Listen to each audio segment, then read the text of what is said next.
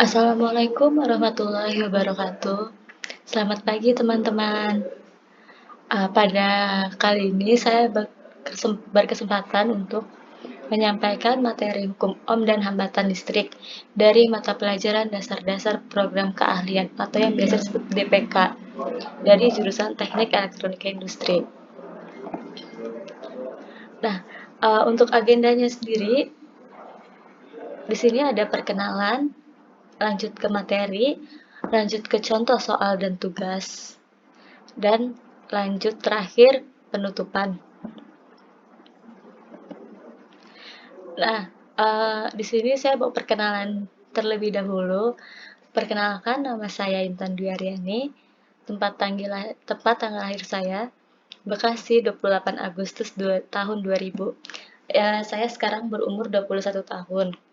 Untuk riwayat pendidikan saya sekolah dasar di SDN RNJ 19 Bekasi, lanjut ke sekolah SMP di SMP Negeri 11 Bekasi, lanjut lagi di SMK Negeri 5 Bekasi, dan lanjut menempuh pendidikan kuliah di Universitas Negeri Semarang dengan jurusan Pendidikan Teknik Elektro. Kalau ada yang tanya, kenapa kok semua sekolahnya di Bekasi, kuliahnya di Semarang, beda sendiri, terus jauh banget dari rumah gitu kan. Ya karena dipikir-pikir seru kita tuh kuliah di luar kota, luar dari daerah rumah kita. Karena kita akan dapat banyak pengalaman, banyak relasi, banyak teman dari berbagai daerah, dan lain-lainnya. Kita juga bisa memanage waktu dengan baik, kita bisa belajar mandiri, begitu. Untuk motonya itu, belajar dari kegagalan adalah hal yang bijak. Jadi, ketika kita lagi melakukan sesuatu lalu kita gagal, itu jangan dijadiin suatu kayak ya udahlah ya udah gagal. Enggak, justru kita tuh harus memulai lagi belajar dari kegagalan yang sebelumnya. Misal kita gagal di hal apa, kita perbaiki. Nanti hasilnya akan uh, hasilnya tuh akan sesuai, nggak gagal gitu. Kita lanjut ke materi. Di sini ada hukum Ohm dan hambatan listrik. Bunyi hukum Ohm sendiri itu adalah kuat arus dalam suatu rangkaian berbanding lurus dengan tegangan pada ujung-ujung rangkaian dan berbanding terbalik dengan hambatan rangkaian. Nah, hukum Ohm ini dinamai dari ahli fisika Jerman, yaitu Georg Simon Ohm, dari tahun 1787 sampai 1854. Hukum Ohm ini digunakan untuk menghitung tegangan listrik, hambatan listrik, atau kuat arus dalam rangkaian listrik. Nah, hukum Ohm digunakan secara luas dalam rangkaian elektronika dan merupakan hukum dasar pada rangkaian listrik.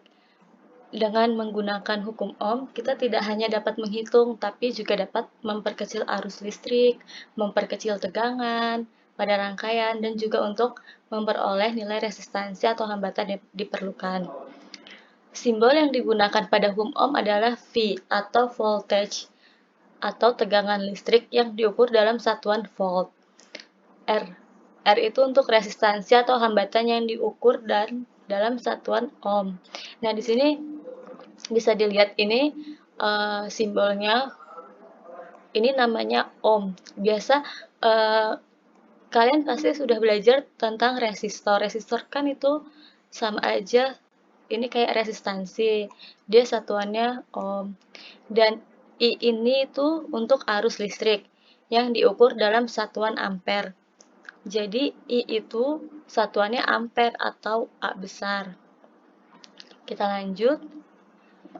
Nah, sesuai dengan bunyi hukum Ohm, secara sistematis untuk menghitung besar voltase listrik menggunakan rumus ini. Di sini ada 3. Di sini ada rumus V sama dengan I kali R. Apa sih maksudnya? Di sini V itu kan tegangan atau voltage. Di sini I itu arus. listrik yang satuannya ampere, dan R itu resistansi atau resistor. Nah, di sini bisa dipahami maksudnya itu kita mau mencari tegangan, mencari V kan. Jadi mencari tegangan itu rumusnya ini, I dikali R. Jadi ketika kita ingin mencari tegangan, kita sudah mempunyai nilai arus dan nilai hambatannya. Seperti itu. Dan apabila kita ingin mencari I ini, kita menggunakan hambatan dan tegangan atau voltage.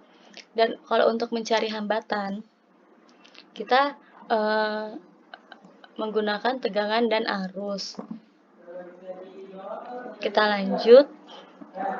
Nah, untuk mempermudah dalam mengingat rumus-rumus di atas tadi itu, kita dapat menggunakan segitiga hukum Ohm.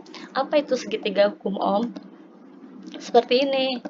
Jadi, kita buat segitiga yang isinya ada V, I, R. Sini V itu tegangan atau voltage, di sini I itu arus, satuannya ampere, di sini resistor, hambatan. Nah, kita menyusunnya begini, jadi kita dengan gampangnya tuh sebutnya VIR gitu ya. Di sini ketika kita mencari F itu sudah ketara kan, bisa dilihat di sini yang ada I sama R kan karena kita mencari sini. Jadi ini kali I kali R, jadi kayak gini. Nah, untuk mencari I, kita lingkarin I ini sudah terlihat kan, V per R. Jadi I itu V dibagi R.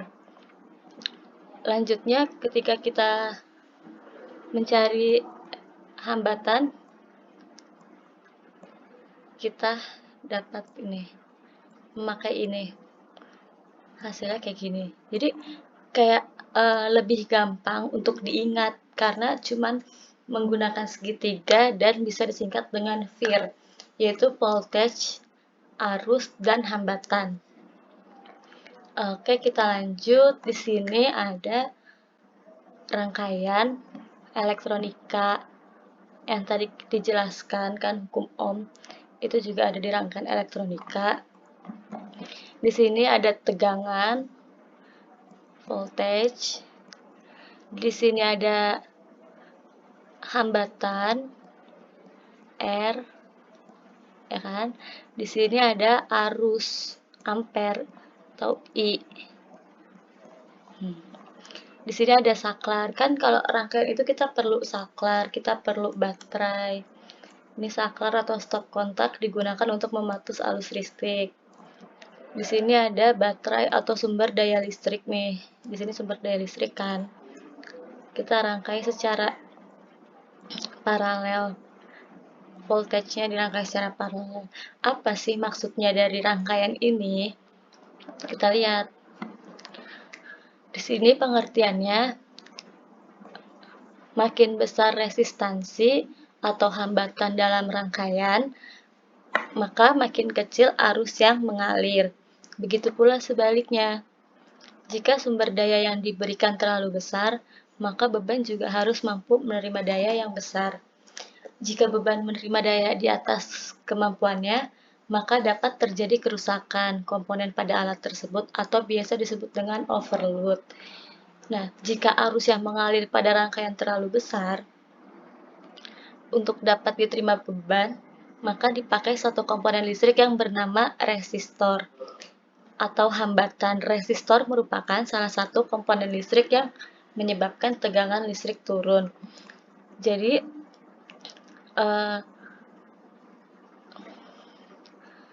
arus di sini kalau terlalu besar,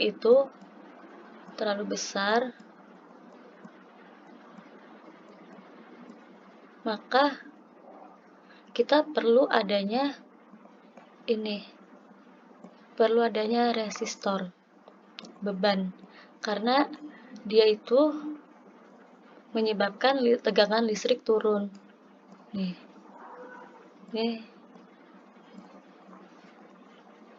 menyebabkan tegangan listrik turun atau biasa disebut hambatan. Jadi kayak menghambat arus listriknya. Lanjut, ini kita sampai sini ada pertanyaan atau tidak? Jika tidak ada, saya lanjutkan. Nah, sekarang kita masuk ke memahami hambatan listrik hukum Ohm dengan analogi perahu. Apa kita jadi kayak mau coba kita pahami dengan analogi perahu. Nah, kita coba bayangin aja ketika kita sedang naik perahu di sebuah sungai. Selama perjalanan ada masanya kita mendapati aliran air yang tenang, lembut, dan kita berlayar tanpa hambatan. Tetapi ada juga masanya kita akan menemukan bebatuan serta ranting pohon yang menahan aliran air, sehingga membuat perahu kita berjalan lebih pelan. Nah, hal ini sebenarnya berkaitan dengan hambatan listrik dan arus listrik. Nah, apa sih arus listrik itu? Arus listrik itu merupakan arus elektron yang diarahkan berlawanan. Kalau kita perhatikan pada baterai misalnya, kita pasti memasang kutub positif atau plus ke arah negatif kan. Inilah yang dimaksud dengan berlawanan. Nah, sini kita coba bisa lihat sebelum abad ke-19 itu peneliti sebenarnya sudah mampu menghasilkan arus listrik statis dengan menggosokkan beberapa material seperti ini kan. Dia kayak muncul percikan-percikan listrik kayak pasti kalian pernah tuh kayak menggosok-gosokkan antara batu dan batu, digosok-gosok nanti kan kayak panas gitu-gitu kan. Seperti itu contohnya.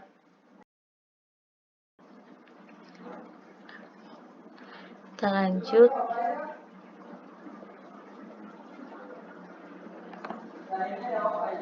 Nah, berbicara mengenai arus listrik pasti berhubungan dengan media pembawanya dong. Contohnya kabel yang terbuat dari tembaga dan kawat, dan kawat yang terbuat dari besi. Kedua benda ini pasti mempunyai hambat jenis yang berbeda. Di sini ada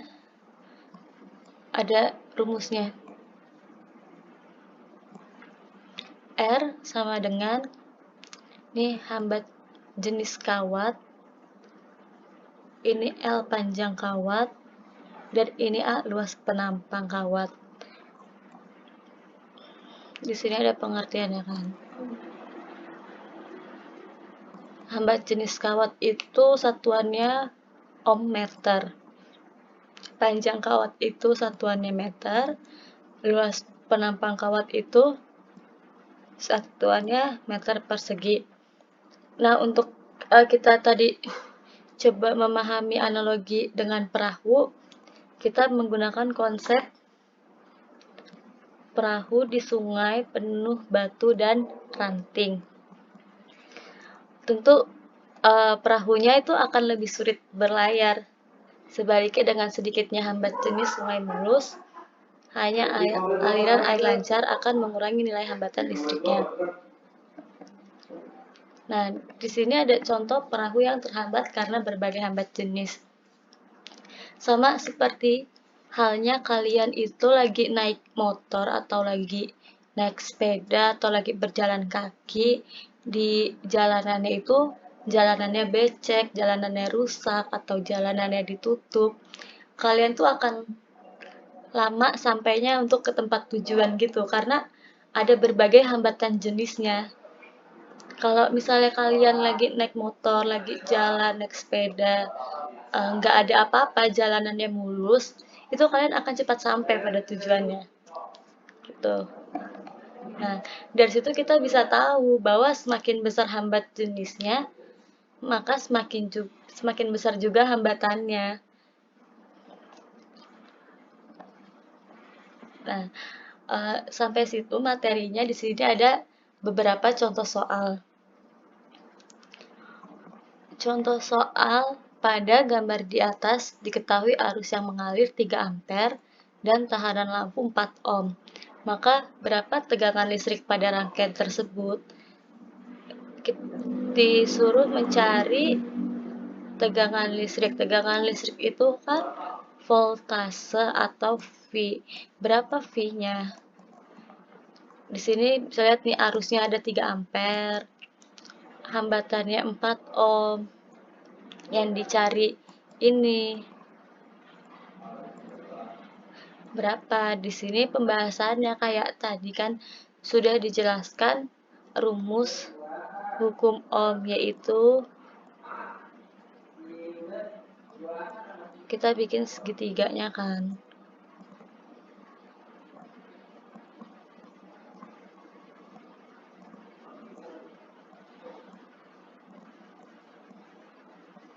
I sama R.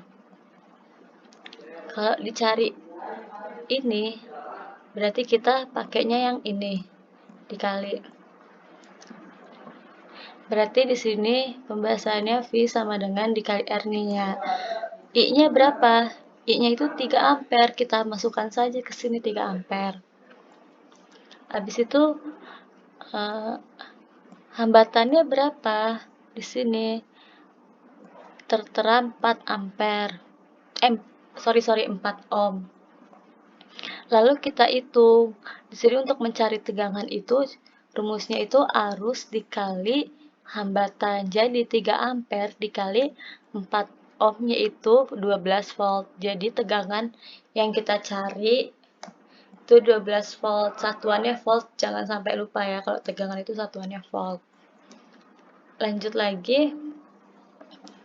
Nah, di sini ada contoh soal lagi. Di sini tegangannya sudah diketahui nih, 18 volt. Terus di sini apa yang dicari? I-nya. Hambatannya sudah diketahui 6 ohm. Pada gambar di atas diketahui tegangan listrik 18 volt dan tahanan lampu atau hambatan 6 ohm, maka berapa kuat arus listrik yang mengalir? Tadi V, I, R. Kalau kita cari I, berarti yang kita pakai ini VR. Nih ya, V per R. Sini. Berapa sih? Kita masukkan saja dari tegangannya 18 volt. Terus tahanan lampu atau hambatannya itu 6 ohm. Jadi dicari I-nya, berarti rumusnya I sama dengan V dibagi R, itu berarti 18 dibagi 6, hasilnya 3 ampere. Di sini satuan arus itu ampere, jadi jangan kebalik sama satuan tegangan. Jadi jangan sampai kita salah tulis jadi 3 volt atau 3 ohm gitu. Jadi kita harus ingat-ingat tegangan itu satuannya volt atau V, arus itu satuannya ampere atau A, dan hambatan itu satuannya ohm. Nah, kita lanjut. Nah, kalau misalnya ada pertanyaan, bisa ditanyakan saya langsung. Di sini masih ada satu contoh soal lagi. Kita di sini yang diketahui ada tegangan, arus, yang dicari hambatan, tahanan lampunya. Kan kalau tadi yang dicari tegangan sama ampere, sekarang kita mencari hambatannya. Pada gambar di atas diketahui tegangan listrik 24 volt dan kuat arus listrik yang mengalir 6 ampere. Maka berapakah hambatan lampu pada rangkaian tersebut? Seperti tadi kita pakai rumus V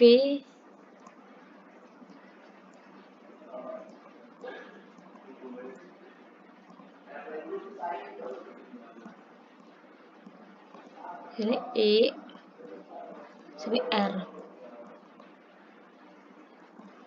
Yang dicari R-nya kan. Jadi kita pakai yang V per I.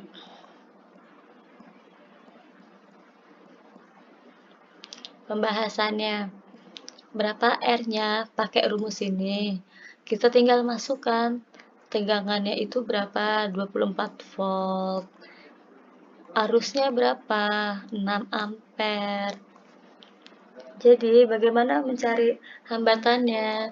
Tinggal dibagi tegangan dibagi arus. Jadi di sini 24 dibagi 6 hasilnya 4 ohm. Di sini satuannya ohm karena yang dicari hambatan. Sampai sini ada yang ditanyakan? Tidak, kita lanjut ke sini. Di sini ada tugas atau sebagai refleksi aja, kayak mengulang lagi gitu, biar kita paham.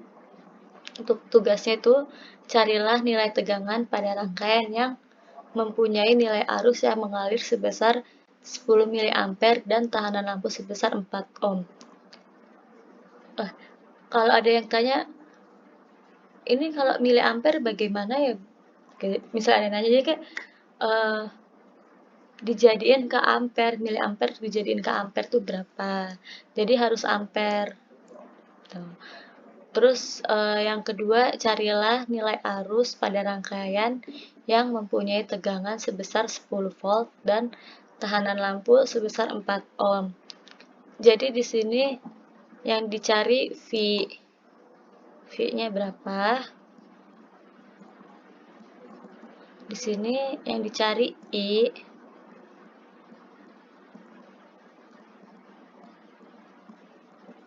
Di sini carilah nilai hambatan lampu pada rangkaian yang mempunyai nilai arus yang mengalir sebesar 10 ampere dan tegangan 4 V, 4 volt. Yang dicari berarti R.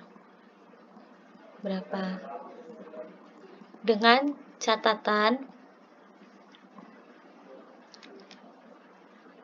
dari masing-masing tugas tersebut dibuat rangkaiannya seperti tadi ya.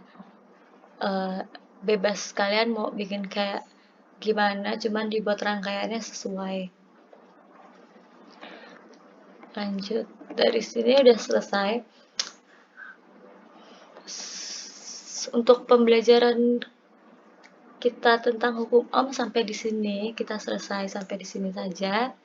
Untuk ada yang kurang jelas atau kurang paham atau masih bingung, kita diskusikan lewat WA group, atau kalau ada yang mau PC saya menanyakan terkait materi, silakan PC saja, nggak apa-apa. Kita di sini sama-sama belajar bareng-bareng. Kayak mohon maaf kalau saya masih banyak kesalahan atau kurang dalam hal mengajar, karena di sini saya masih belajar juga. Jadi untuk kalian itu untuk belajar yang sungguh-sungguh, karena kita tuh diasah dari awal, nanti lama-lama kebiasa. Jadi kalau misalnya dari awal-awal sudah malas, misal kayak nggak ngerti pelajaran ini jadi malas, jadi kayak tidak ada usaha-usaha untuk berpikir dan tidak ada usaha-usaha untuk mengerjakan atau apa, itu jadi ke bawah kebiasaan nanti. Jadi seterusnya tidak paham gitu kalau tidak dipahami. Segitu saja.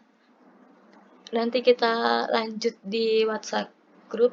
Jadi tolong untuk dipahami dengan baik-baik materinya. Bisa kalian Kalau kurang materi dari saya bisa kalian cari di internet, di YouTube, di banyak sekarang udah banyak banget kan ada e-book juga, ada jurnal-jurnal gitu-gitu kayak kalian bisa cari, kalian bisa pahami, bisa bisa dibaca untuk referensi lain-lain. Ini sedikit ada motivasi. Jadi jika kita belajar sungguh-sungguh usaha kita kita akan menjadi orang yang sebenarnya. Kita mempunyai pendidikan yang luar biasa lah ya bisa dibilang, wawasan yang luas banget gitu. Kita punya banyak pengalaman atau gimana, nanti kita akan meroket jauh dengan usaha-usaha kita yang kita lakukan. Jadi kita usaha terus, jatuh bangun, gagal, berhasil, itu hasilnya bakalan meroket. Jadi percaya apa itu usaha. Usaha itu tidak mengkhianati hasil. Jadi seperti itu. Cukup sekian dari saya. Bila ada kekurangan atau kesalahan mohon dimaafkan. Wassalamualaikum warahmatullahi wabarakatuh.